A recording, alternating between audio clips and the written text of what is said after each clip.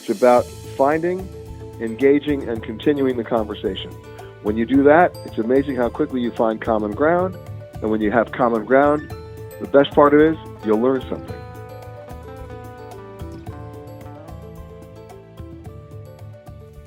Welcome to Experiences You Should Have, your how-to guide for amazing experiences.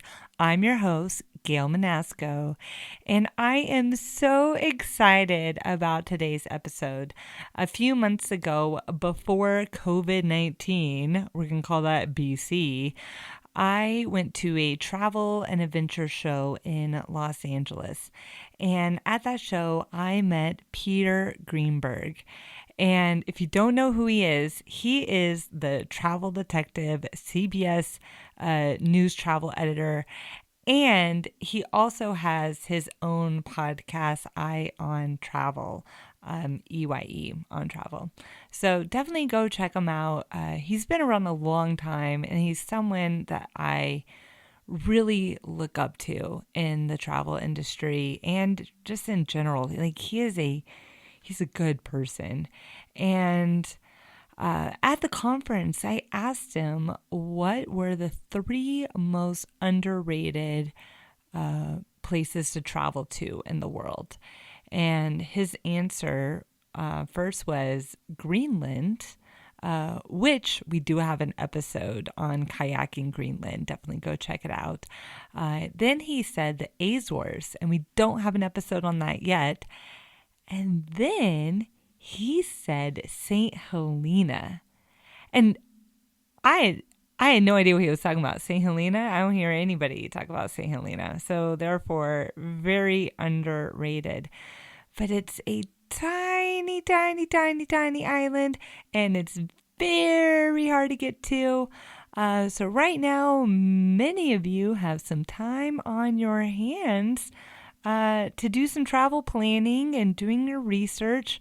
And hopefully this can kick off some research about this very remote island west of Africa, east of South America, where you can experience a remote community and just like this untouched nature. I mean, yes, there's a community of people there, but you are going back in time. And there's some really interesting history about this island too. So stay tuned and enjoy the episode.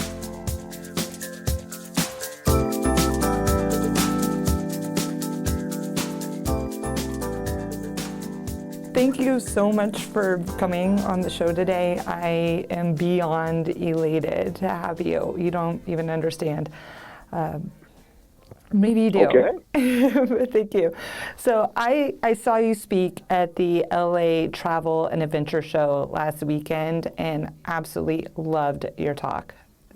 Well, thank you. Of course. And towards the end, I asked you about the 3 underrated places around the world to visit. And you replied with Greenland, the Azores, and St. Helena. I did. Yes, and I'm so inspired, and I did not even know about St. Helena, and I wanted to have an episode for experiences that you should have on St. Helena. So I was just curious if you could explain where St. Helena is to our listeners. Sure. Well, first of all, you're not alone when you told me that you didn't know where it was. Most people don't. It's about 1,200 miles east of Angola and about 1,800 miles west of Brazil. It's smack dab in the middle of nowhere in the middle of the South Atlantic Ocean. It's a British overseas territory. They actually have a governor general. It's one of the oldest British overseas territories. About 4,000 people live there on St. Helena. In fact, they're called saints. And its distinction in history is quite remarkable because this was the island where the British exiled Napoleon. Now, most people think that Napoleon was exiled in Elba, and by the way, he was, but then he escaped, and he escaped to fight the British at the Battle of Waterloo, and he lost. And he so angered the British at that point, they said, okay, we're now going to send you to a place you can never leave. You'll never be able to escape. And they put him on a boat, and many weeks later he arrived on St. Helena. He did that in 1815, and the British were right. He got there in 1815. He died there in 1821. It's a fascinating place. There are a lot of things you can do there. Great geography and topography, great hiking, great nature, great fishing, and of course, great history. Well said. Now, you got to visit St. Helena. When was that? I went about 8 months ago, but keep in mind, anybody can go. It is the fact that it's isolated doesn't mean it's impossible to get to. Up until about 2 years ago, the only people who could get there had to board a Royal Mail ship in Cape Town and sail for about 5 days, and that went once a month. And that ship carried everything. It carried food, supplies, the mail, of course, and it carried the people who lived there as opposed to a spattering of visitors. About 2 years ago, they decided they wanted to have an airport. They wanted to enter into the 21st century. And so they spent a lot of money. They not only built an airport, they felt the airport was going to save them, and then they got rid of the Royal Mail ship. And it's a big airport with only one flight a week. And if you miss the flight, you're there another week. And it's really quite simple. The flight starts in Johannesburg. It stops for fuel in Windhoek, which is in Namibia, and then continues on to the island of St. Helena. So when you arrived to St. Helena, what was it like stepping off this plane in this very remote island? Well, when the plane lands, as you can imagine, everybody on the island is there to greet you because it's the big deal of the day. So the guy who's holding the orange cone might be the guy who works at the grocery store. The guy who's handling the baggage might be the guy who works at the post office. Because remember, it only comes in once a week, so they can, basically leave their day job long enough to welcome the plane. And everybody's happy to see you. You are really welcomed by the people who live there. And needless to say, everybody knows everybody else. So you're not far away from getting answers if you have a question, because, first of all, everybody knows a guy who knows a guy, who knows a woman who knows a guy who knows a woman. So it's for a week-long itinerary, you won't be bored. And most importantly, you'll get to do something that we forgot to do in this country a long time ago. You get to engage in the art of conversation. Mm-hmm. Well said. Well said. So while you were there, I'm sure you spoke to many different people, and you got to go fishing, I saw. I did. And in fact, to give you an idea, everybody has more than one job. The guy who owned the small Airbnb, not the Airbnb, the small B&B that we were at, also has a boat. Now, he's not an official charter fishing person. He just happens to have a boat.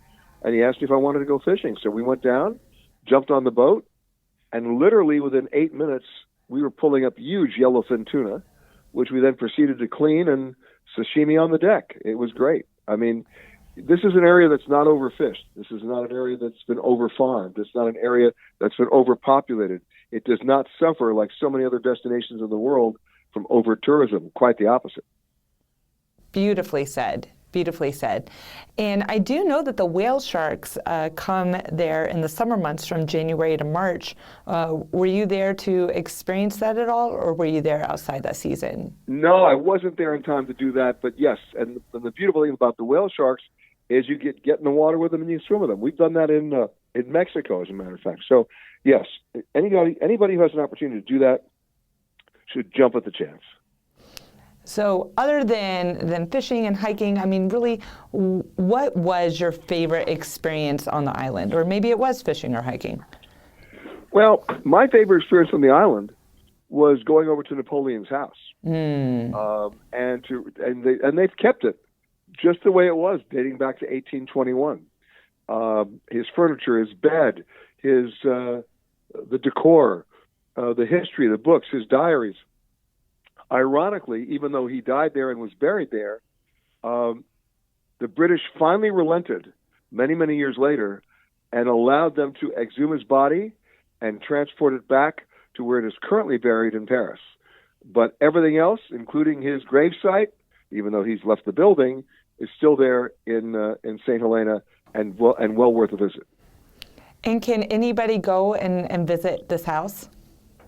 You got it. Anybody. Beautiful, beautiful. Now, I know this is a small island. People are wearing multiple hats. How did you get around on the island while you were there? And how did you figure out your lodging? Well, the lodging is very easy because there are only about 4 places you can stay, and they're all in the capital of Jamestown. And then, in terms of getting around, well, since everybody knows everybody, it's like, would you like a ride? Sure, hop on. You're not going to be going very far, but you can go. And if you want, you can bike. And if you want, there are 1 or 2 little ATVs around. So it's not like you have to call a taxi. Mm-hmm, mm-hmm. Now, what about currency and paying for things? Did you have access to their currency, or how did that work? Well, credit cards are not easy there. You can pay with a credit card, but you won't find an ATM. That is not going to happen.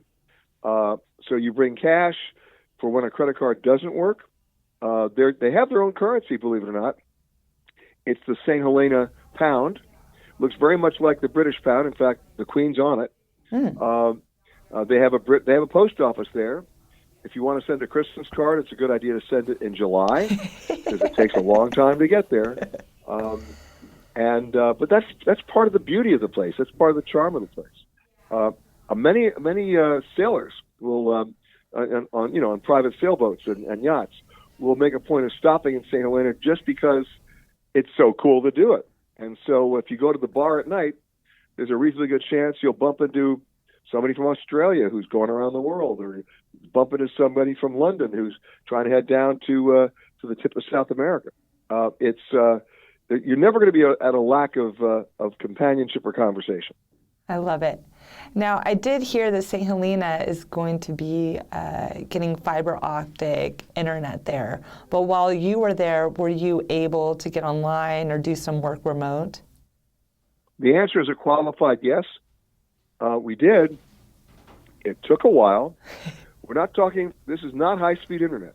This is definitely not high-speed internet. But that's also part of the charm of the place. You don't go there to ramp up. You go there to slow down. I love it. Now, what did you have in your bag? How did you prepare for this trip? Well, I put in my bag what I always put in my bag. I always carry extra batteries. I carry duct tape because it fixes everything. I carry a second phone. You always want a second phone. Sometimes I'll even take a third phone. Extra plugs and cords. They're on the British system there, so you better take an adapter. They're not in ample supply. Bring your own. This is not this island does not require fashion statements. A T-shirt will do. Now, was there a local cuisine that you had there other than fresh sashimi on the boat a few minutes into your fishing trip?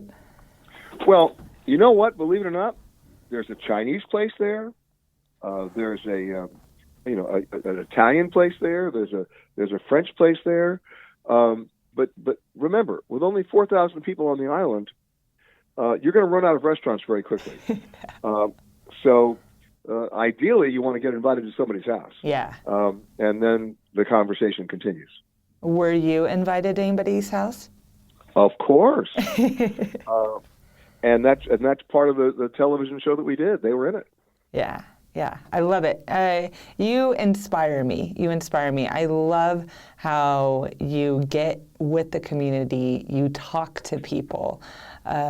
You make those connections and you make the magic happen because really it's the experience. And I feel like you are out there talking to the people and you have these amazing stories to pass on. It's truly inspiring. Well, listen, I'm happy to do it. It's what keeps me going. And remember what I said to you before. It's about finding, engaging, and continuing the conversation. When you do that, it's amazing how quickly you find common ground.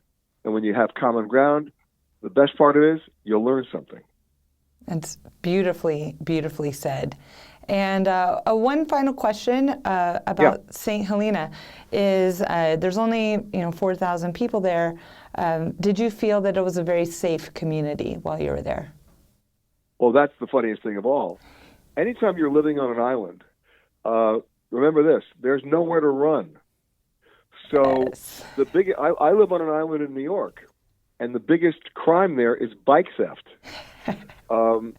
And when I was there, the biggest crime was that somebody had, quote unquote, misappropriated a 5-pound dumbbell from the gym, and the police were on the lookout. I think you'd be okay to be there. That's funny. That's really funny. So I know there's many female solo travelers out there who do listen to the show. So we do like to identify that. And just something else to note, if someone has limited mobility, maybe they have trouble getting around, maybe they're in a wheelchair, would you find that this is a place that would be friendly for someone who has trouble walking or something of that nature? St. Helena is not really attractive for people who have mobility issues or may be considered disabled. They haven't really learned how to ramp much. It's very old school there, a lot of steps, a lot of hills. So on that one, not high on my recommended list for anybody who's got a mobility issue. Mm-hmm. Okay, that's great to know. Great to know. Thank you, Peter. Truly. You're very welcome. Thank you. And I just encourage my listeners out there to listen to your podcast, Eye on Travel podcast, that's done from a different location around the world every week. And just curious, where are you going next? I'm talking to you right now briefly in Los Angeles before I get on a plane tonight to the Caribbean for a television show we're shooting there, then to Atlanta, then to San Antonio, then to New York, and then to Washington, D.C. And that's everything I've just told you will happen within 10 days.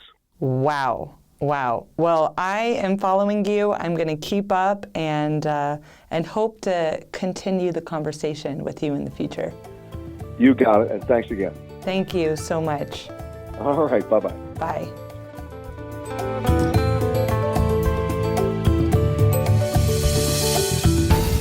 Thank you so much for listening to Experiences You Should Have.